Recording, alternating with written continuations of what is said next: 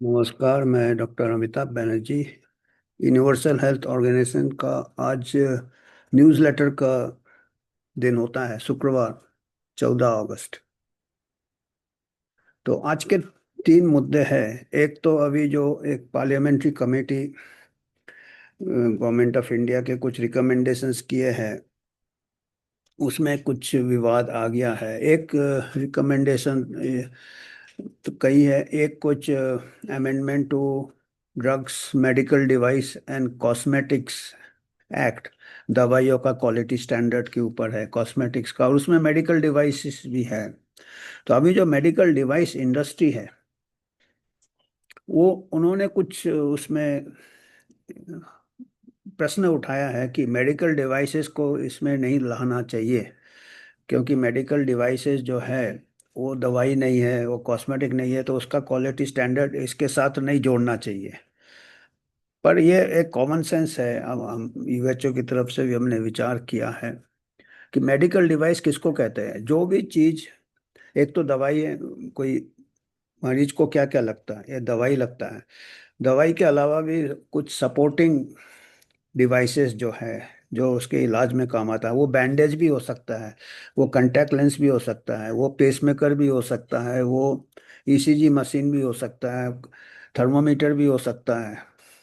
तो वो भी अगर उसका क्वालिटी, अगर ये तो कॉमन सेंस आप लगाए, अगर उसका क्वालिटी में कुछ कमी आ गई तो उससे भी जाने जा सकती है, सीरियस। यहाँ तक कि देखिए, बैंडेज भी डिफेक्टिव हो तो इन्फेक्शन हो सकता है। चलो, बैंडेज को हम कहेंगे लो रिस्क, कांटेक्ट लेंस को हम मॉडरेट रिस्क कह रहे थे, पर हमारे मेंबर ने इसमें भी आपत्ति जनाया कि आँख का, अगर कांटेक्ट लेंस जो है आप आँख में लगाते हो, अगर मान लो उसमें कुछ फ्रिक्शन हो, ठीक क्वालिटी का नहीं हो, तो कॉर्नियल अल्सर, एक ब्लाइंडनेस भी हो सकता है। मतलब ऐसा है कि अगर हम क्वालिटी कंट्रोल छोड़ देंगे मेडिकल डिवाइसेस का, दवाई और जितना ही होना चाहिए, तो ये है, ठीक है, उनको अलग से लो, पर उनके भी क्वालिटी कंट्रोल के लिए रेगुलेशंस होने चाहिए।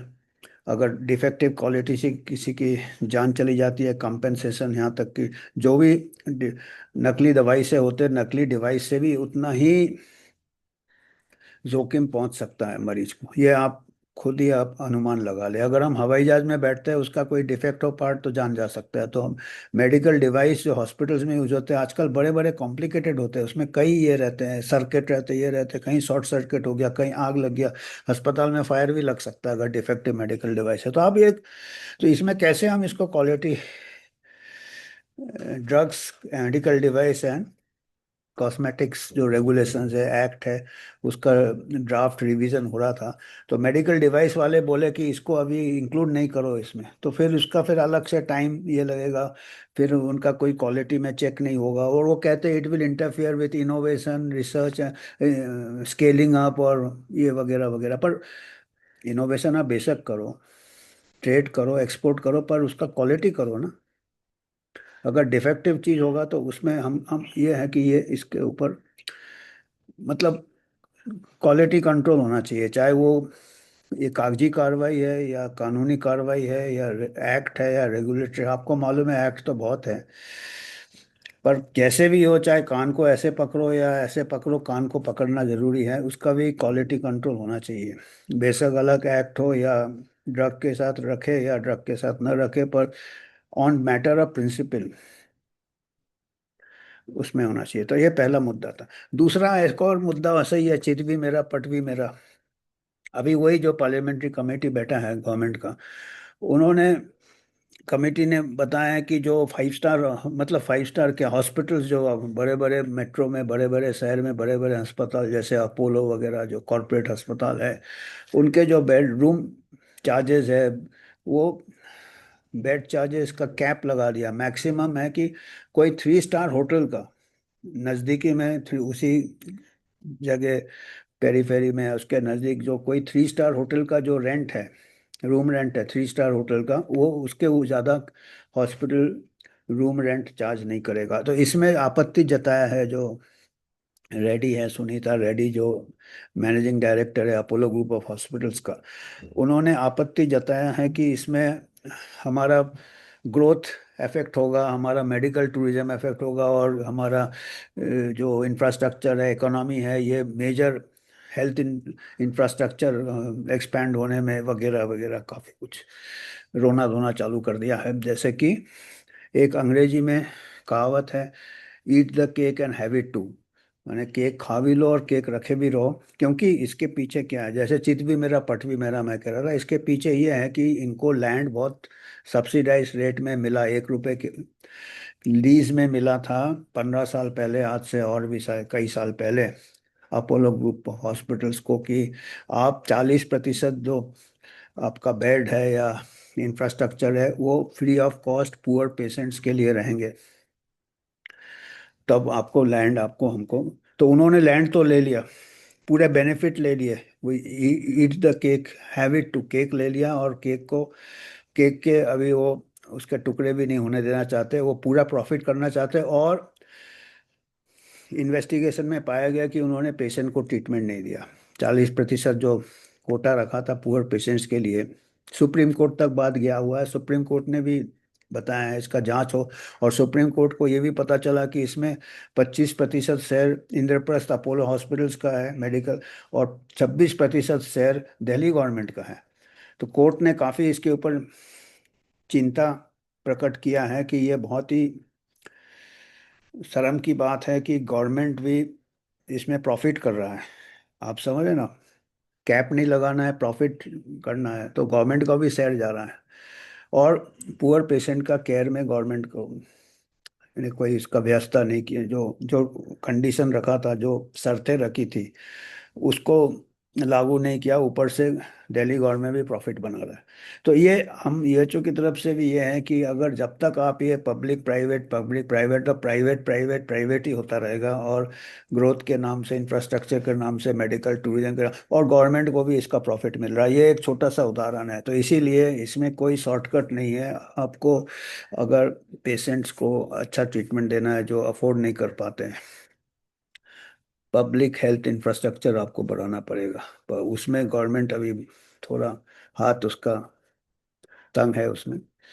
तो ये एक हमारा मुद्दा। तीसरा मुद्दा, इसी पार्लियामेंट्री कमेटी ने रिकमेंड किया है कि अभी जो नॉन कम्युनिकेबल डिजीज है, हाइपरटेंशन, डायबिटीज, ये तो कंट्रोल करना ठीक है।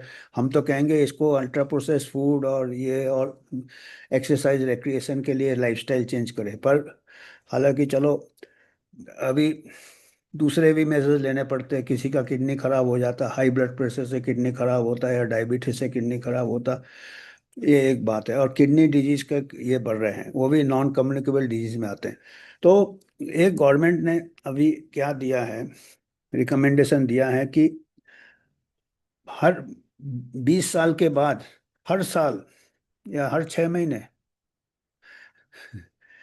किडनी टेस्ट होगा, किडनी फंक्शन टेस्ट होगा, 20 साल के बाद सबको। मतलब जिसका उम्र 20 साल के बाद है, हर साल उसका किडनी टेस्ट होगा 20 साल के बाद, और पुअर पेशेंट को फ्री ऑफ कॉस्ट, और बाकी लोगों को फैसिलिटीज रहेगा, नॉमिनल सब्सिडाइज्ड, वो भी सस्ता करके।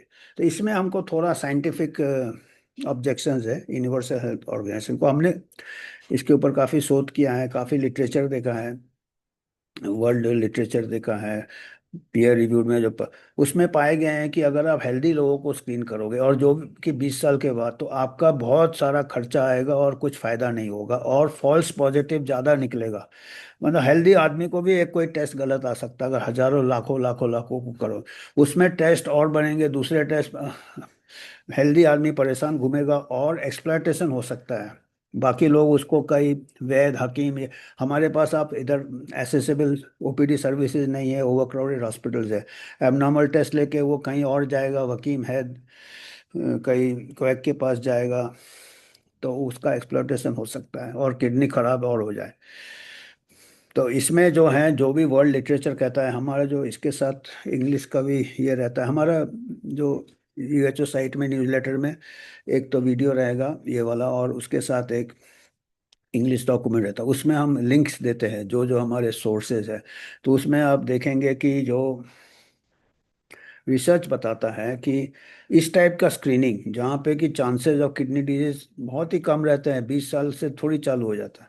तो ये टारगेटेड स्क्रीनिंग होना चाहिए, जिसको अगर मान लीजिए किसी को डायबिटीज़ है कई दिनों से, हाई, उनका किडनी टेस्ट करो, उनमें आपको फायदा है अर्ली डिटेक्शन में। या कुछ 55 ईयर 60 ईयर्स एज है या फैमिली हिस्ट्री है, अगर ऐसे अक्रॉस द बोर्ड 20 साल के ऊपर करोगे तो बहुत सारे टेस्ट फॉल्स पॉजिटिव ज़्यादा आएंगे। फॉल्स पॉजिटिव, ट्रू पॉजिटिव कम आएंगे, और फॉल्स पॉजिटिव ज़्यादा आने से खर्चा भी बढ़ जाएगा, और आपके पास ट्रीटमेंट फैसिलिटीज़ है क्या, उसको कंफर्म करने की फैसिलिटीज़ है क्या, ये एक ये होता है। तो हम यही रिकमेंड करेंगे कि ठीक से होमवर्क करना चाहिए, इसके ऊपर होमवर्क किया नहीं है। 20 साल के ऊपर कोई लिटरेचर नहीं हुआ, और particularly poor country like India जिसके पास रिसोर्सेज बहुत लिमिटेड है, तो उसको बिल्कुल एविडेंस बेस्ड करना चाहिए। तो अभी हम देखते हैं, कुछ हम आपको स्क्रीनशॉट बताते हैं, और बाकी डिटेल में जो भी हम बोलते हैं इसके जो एविडेंस या सोर्स ऑथेंटिक जो गाइडलाइंस है, हम लिंक्स देते हैं अपना, इसी के साथ न्यूज़लेटर के साथ एक पीडीएफ जाता है, उसमें सब लिंक्स रहते हैं। तो आप उसका हम लिंक देते हैं। तो अभी हम देखते हैं क्या क्या है आज हमारे पास। तो ये तो मेडिकल डिवाइस, ये इकोनॉमिक टाइम्स हेल्थ वर्ड में आया है, टीना थक्कर इनकी जर्नलिस्ट है, कि इंडिया का जो मेडिकल डिवाइस इंडस्ट्री जो है, ओपोज किया उन्होंने, आपत्ति जनाया है कि draft drugs medical devices and cosmetics bill 2026, वो कहते हैं कि मेडिकल डिवाइसेस ड्रग्स दवाई जैसा नहीं है, और इसमें क्रिमिनल पेनल्टी वगैरह नहीं लगना चाहिए, लैप्सेस, इससे वो कहेंगे मैन्युफैक्चर कम हो जाए, में कमी आ जाएगा, लोग डर डर के करेंगे। अरे भाई, क्वालिटी पहले है फिर जाके मैन्युफैक्चर। मेडिकल डिवाइस डिफेक्टिव हो तो उससे भी तो नुकसान हो सकता है, उससे भी जाने जा सकती है ना। अगर थर्मोमीटर ठीक टेम्परेचर नहीं देता तो पेशेंट हीट स्ट्रोक में चला जाएगा। तो एक थर्मोमीटर का भी क्वालिटी होना चाहिए, एक वेंटिलेटर का भी होना चाहिए, उसका प्रेशर कम ज़्यादा होगा लंग डैमेज हो जाएगा। एक ईसीजी मशीन का भी होगा, अगर वो मिस कर जाएगा ये शॉर्ट सर्किट हो जाएगा। तो ये तो लॉजिक आप देखें, हर तरीके से लॉजिक आप, ये मेडिकल डिवाइस देखिए, आजकल मेडिकल डिवाइसेस बहुत ज़्यादा कॉम्प्लिकेटेड हो रहे हैं, और जहाँ पे सिस्टम्स का कॉम्प्लेक्सिटी बढ़ता है उसमें मर्फीज लॉ आ जाता है, कहीं ना कुछ गलती हो सकता है, अगर क्वालिटी कंट्रोल नहीं हुआ तो हो सकता है कई बार दवाई से ज़्यादा भी क्वालिटी कंट्रोल का ज़रूरत है, स्टैंडर्ड का ज़रूरत है। दवाई तो हमारा कुदरती बॉडी निकाल लेता है, किडनी एंड लीवर अपना बॉडी को ड्रग को, डिफेक्टिव ड्रग को पेशाब में निकल जाएगा। हम ऐसे ही उदाहरण दे रहे हैं मोटे तौर पे। पर डिवाइस में अगर कुछ हो गया, शॉर्ट सर्किट, कुछ इंजरी हो गया या कुछ नेग्लिजेंस हो गया, तो ये आपत्तिजनक है। और ये दूसरा, जैसे हमने कहा कि दूसरा ये फिर से कॉरपोरेट का रोना है कि हमारा जो कैप लगा दिया है हेल्थ केयर में, रूम रेंट का 3 स्टार से ज़्यादा नहीं ले सकते, इसमें कैपेसिटी नहीं होगा, एक्सपेंशन नहीं होगा, इनोवेशन नहीं होगा। ये सुनीता रेड्डी कह रही है, जो अपोलो हॉस्पिटल की मैनेजिंग डायरेक्टर है। वो कहती है हम गवर्नमेंट को सपोर्ट करेंगे, पर इससे क्या होगा, हमारा ग्रोथ में कमी आ जाएगा, रुकावट आ जाएगा, ये कहते हैं। देखिए, अपोलो हॉस्पिटल की चीफ है ये, मैनेजिंग डायरेक्टर। जो पार्लियामेंट्री पैनल का रिकमेंडेशन हमको, मेजर मेट्रोपॉलिटन सिटीज में ये रुकावट आ जाएगी हमारा। तो हमारा वही कहना है कि इनका देखिए, इन्होंने बाकी ये देखिए, इन्होंने अपोलो हॉस्पिटल को दिया था poor patients were not being treated, और उन्होंने कोर्ट ने यह भी चेतावनी दिया कि अगर ये नहीं ऐसे अपना जिम्मेदारी नहीं करेंगे, जो शर्त रखी थी कि 40% उनके इंफ्रास्ट्रक्चर गरीब पेशेंट के लिए रहेंगे, तो ये टेक ओवर कर दो, एम्स को दे दो। ये बोलता है कोर्ट, सब कुछ होता है, पर आपको तो मालूम है चलता रहता है। ये free treatment for poor patients, तो अपोलो हॉस्पिटल ने एक तरफ तो अपना जिम्मेदारी नहीं निभाया है, दूसरी तरफ गवर्नमेंट जब कैप लगा रहा है तब वो हल्ला कर रहे हैं कि भाई हमारा ग्रोथ रुक जाएगा। आपका ग्रोथ तो इतना दे दिया, और आपने उसका जो कंडीशन था कि वो तो आपने किया नहीं, तो आप ऑलरेडी आप इस पे हो। तो ये एक ये था हमारा दूसरा समाचार। और तीसरा यही था, जो किडनी टेस्ट का है ना, 20 साल, और वो इसमें हमारा आपत्ति है कि इसमें जो है कई ऐसे स्टडीज हुए हैं जिसमें पता चला है कि इससे कोई कॉस्ट बहुत हो जाता है, अननेसेसरी टेस्ट होता है, और टेस्ट को स्पेसिफाई भी नहीं किया कौन सा टेस्ट करना क्या करना। और सबको 20 साल में, और खाली 1 साल हर 6 महीने में, अरे बाप रे, ये 6 महीने देखिए हमारा कितना बड़ा पॉपुलेशन, और 20 साल का तो बहुत ज़्यादा पॉपुलेशन। हर 6 महीने में 20 साल उसका ओवरऑल हेल्थ देखो ना, अगर हेल्थ है, उसको कोई डायबिटीज नहीं है, बीपी नहीं है, उसका बीपी बीपी देखो। किडनी टेस्ट करोगे तो कई फॉल्स पॉजिटिव आएंगे आपके। जिसको बीमारी नहीं होगा उसको गलत हो जाएगा, और लाखों टेस्ट हो जाएंगे तो 10-10 20-20 हजार लोग हर शहर में घूमते रहेंगे जो नॉर्मल लोग हैं, एबनॉर्मल टेस्ट लेके। और कई शायद बीमार भी होंगे तो उसके लिए भी शायद आपके पास फैसिलिटीज नहीं है ट्रीटमेंट के लिए। तो ऑलरेडी जिसको कोई सिम्टम हो, या जिसको कोई रिस्क फैक्टर हो, जैसे हाई बीपी हो या कई सालों से, या उनको करो। और हर 6 महीने करने की भी जरूरत नहीं है। और 20 साल के बाद, 20 साल के इंसान को तो करना ही नहीं है, 20 से 30 साल करना ही नहीं है। हाई रिस्क अप्रोच होना चाहिए। इसमें क्या है कि आपका एक प्रकार से लगता है कि इससे कि आप उनका प्रॉफिट बढ़ाओगे डायग्नोस्टिक लैब का, और हो सकता प्राइवेट प्रैक्टिस के भी प्रॉफिट बढ़ जाए, प्राइवेट हॉस्पिटल के बढ़ जाए, क्योंकि एबनॉर्मल टेस्ट बहुत आएंगे हेल्दी पर्सन में, और वो और टेस्ट करेंगे और टेस्ट करेंगे। तो ये इसमें थोड़ा सा हम चाहते हैं कि इसमें थोड़ा और शोध हो, थोड़ा और पॉलिसी।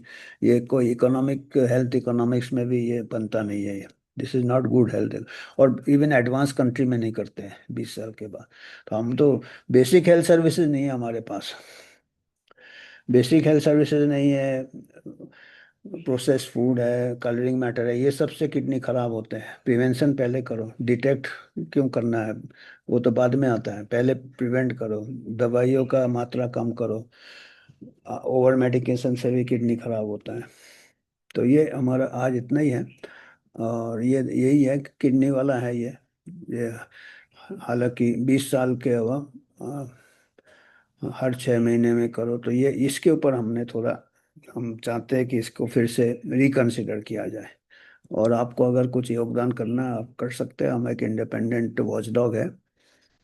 और कोई हम स्पॉन्सरशिप नहीं लेते किसी पार्टी से, ड्रग कंपनी से, या कोई पॉलिटिकल एजेंडा नहीं रखते हैं। आप ही के कंट्रीब्यूशन से हम आगे बढ़ना चाहते हैं। तो आज इतना ही था। आपको कुछ फीडबैक देना है दे सकते, फिर हम उसमें आगे विचार कर सकते। तो आज के लिए धन्यवाद। जय जय हिंद।